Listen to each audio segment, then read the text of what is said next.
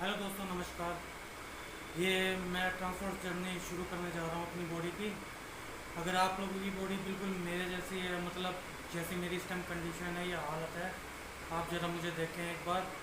मैं आपको turn round होकर दिखाता हूँ। अगर आपका इस तरह से बॉडी परसेंटेज है तो मैं आपको पहले शो करता हूँ, फिर आप थोड़ा गैस कीजिएगा।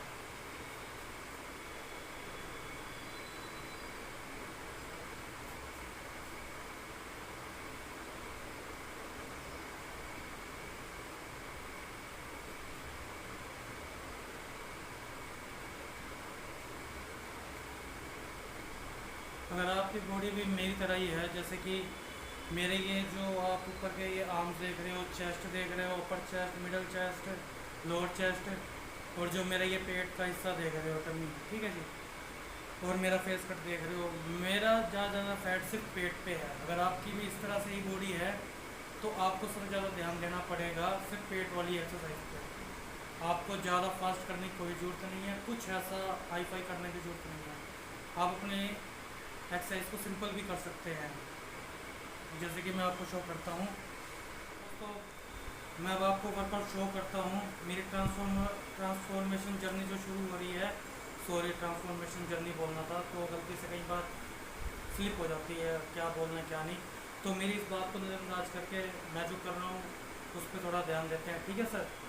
तो मैं शुरू करने जा रहा हूँ। तो सबसे पहले कोई भी एक्सरसाइज करनी है तो हमें ये चीज़ ध्यान देनी है कि भाई कोई हमें इंजरी ना हो जाए, नस पे नस ना चढ़ जाए। और वो चीज़ दूर करने की सबसे पहले होती है स्ट्रेचिंग।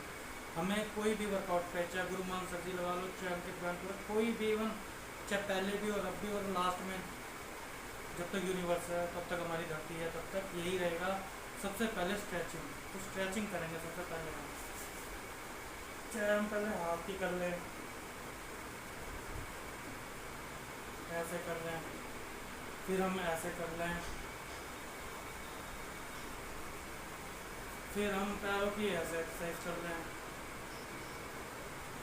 ये पंजों के बल गोल गोल घूम के दिखा दें, ठीक है जी। इससे शरीर कूद जाएगा। थोड़ा ऐसे करना है, 2-3 बार ये करना है।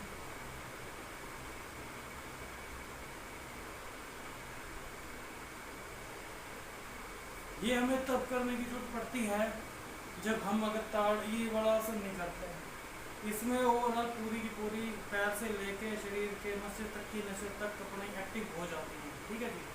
स्ट्रेचिंग जब आप कर लो तब उसके बाद क्या करना है। तब उसके बाद आपको ये करना है कि पहले आपको जंपिंग जैक करने हैं। ये सिंपल है, लेकिन इफेक्टेबल है। लेकिन अगर आप इसके राउंड जितने ज़्यादा करोगे उतना सिंपल है आपके लिए, ठीक है। पहले हम जंपिंग जैक करेंगे।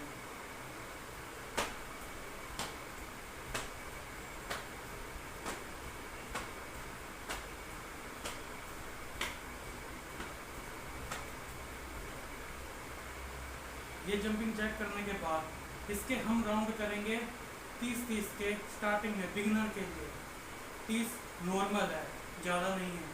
30 आप कर सकते हो, ठीक है, वो भी 3 राउंड में। अब दूसरा आपको क्या करना है, आपको करने हैं इस तरह से, जिस तरह से मैं बता रहा हूँ। ये देखिए,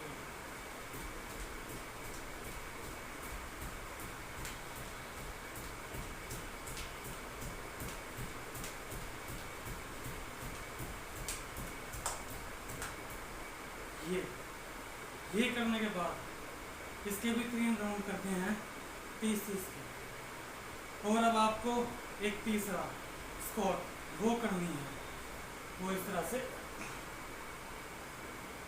ये स्टार्टिंग में जब बिगनर हो, चाहे हमारी बहन या हमारे भाई, ये दोनों ही कर सकते हैं स्टार्टिंग में। चाहे हाउस वाइफ दीदी हो, चाहे हमारे भाई हो जो जॉब पे जाते हैं, वो ये सब कर सकते हैं। It's simple. इसके भी स्टार्टिंग में 30-30 के राउंड सिंपल है, ठीक है सर। और दूसरी बात गौर करने की है, आप स्टार्टिंग में पहले यही 3 एक्सरसाइज करें, आपको अच्छा इफेक्टेबल असर मिलेगा। और सबसे बड़ी बात, एक्सरसाइज तो आप कर लोगे, वो 25 से 30% आप पे असर डाल देंगे, अपना काम भी करेंगे। लेकिन अगर आप अपनी डाइट अच्छी नहीं रखोगे, डाइट का मीन्स लोग कंफ्यूज रहते हैं कि क्या करें। डाइट का मीन्स ये है, आप सैलड खाएं, फ्रूट खाएं, दलिया खाएं, मल्टीपल ऑप्शन है। इस टाइम भारी भोजन ना करें और पेट की दिक्कत से बचें, वो आपके लिए बेनिफिट रहेगा। अगर आपका पेट खराब है तो इट्स मीन आपको पिंपल्स भी होंगे, आपकी घमौरियाँ भी होंगी। उससे बचें और खूब पानी पिएं। पानी को अंडर एस्टिमेट मत कीजिए। बाकी I hope you like it. मेरी इस जर्नी में आप मेरे साथ जुड़ें, मेरी हेल्प करें। हेल्प मीन्स अगर मैं आपको सही लगूं, आपको लगे इम्प्रूवमेंट आ रहा है, तो मेरा साथ दीजिएगा। बाकी थैंक्स, आप लोग मुझे वॉच करें तो भगवान की कृपा रही तो अपना यूथ सारा फिट होएगा, मस्त होएगा, बिंदास होगा, अच्छी सोच आएगी। जब तक हम वर्कआउट नहीं करेंगे हम अपने अंदर अच्छी सोच नहीं ला सकते। अगर लड़कियों की मानसिकता ख़राब हो रही है तो उसका कारण ये है कि ना वो योग कर रही हैं ना एक्सरसाइज कर रही हैं, जिससे मेंटल स्ट्रेस निकल जाए। जब हम एक्सरसाइज वगैरह वर्कआउट नहीं करेंगे तो हमारे अंदर स्ट्रेस बढ़ेगा। तो प्लीज़ स्ट्रेस को दूर भगाने के लिए मेडिटेशन करें, योगा करें, एक्सरसाइज करें, पर जरूर करें। और भाइयों, मैं भी आपसे एक बात कहना चाहूँगा, आप अपनी वाइफ की फीलिंग्स को समझें, उसे इज्जत दें। ठीक है, अगर आप उसे इज्जत दोगे, रिस्पेक्ट दोगे, तो वो आपके साथ खड़ी है। ठीक है, बाकी लड़कियां भी इन बातों को समझें, गौर करें। पति परमेश्वर होता है, उसका प्लीज़ समझें। वो भी बहुत ज़्यादा कष्ट झेलता है। बाहर रहने का मतलब ये नहीं कि वो मौज मारता है, बहुत कुछ झेलता है, ये आप लोगों को पता है। आपने भी जॉब करी होगी, जो है वो रिलेट कर पा रहे इस बात से। तो प्लीज़ अंडरस्टूड बने। पति पत्नी अगर गरीब हैं, इकट्ठे अगर गरीब रहे हैं तो कोई बात नहीं। ऐसे ऐसे एग्जाम्पल हुए हैं कि वो साथ मिल के अमीर भी बने हैं। ऐसी कोई बात नहीं है, नामुमकिन कुछ नहीं है, एक नीयत होनी चाहिए। तो प्लीज़ मेरा जो भी भाई है बहन है, अगर रिलेशन में हो तो प्लीज़ अपने वर्कआउट एक्सरसाइज करें, एक दूसरे की इज्जत करें, मान सम्मान करें। ठीक है, जब तक तुम एक दूसरे को इज्जत नहीं दोगे तो तुम्हारा रिलेशन टॉक्सिक रहेगा। ठीक है, तो अच्छा खाएं, जंक फूड ना खाएं, सुरक्षित रहें, अपने बच्चों का भी ध्यान रखें। अनपढ़ता मत करिए। पढ़े लिखने होने के बाद भी अगर हम अनपढ़ता यूज़ कर रहे हैं, इससे सही तो फिर हमारा उस पहले वाला युग ठीक था जो अनपढ़ था पर एक दूसरे के खून का प्यासा नहीं था।